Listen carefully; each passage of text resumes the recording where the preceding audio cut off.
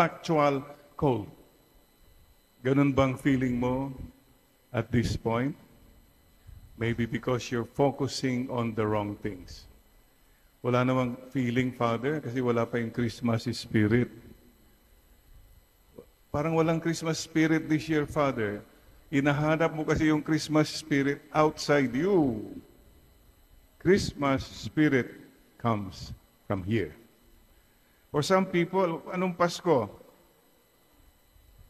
Ay, Christmas na. Yay, kikita naman tayo. Financial. Or, Christmas na, wala tayong pera. Anong manangyayari sa atin?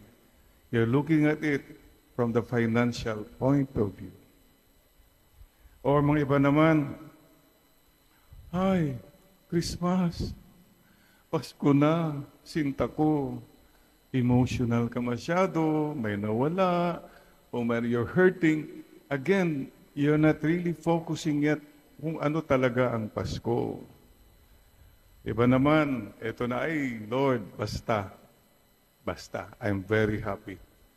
Kasi po, nandito po kayo.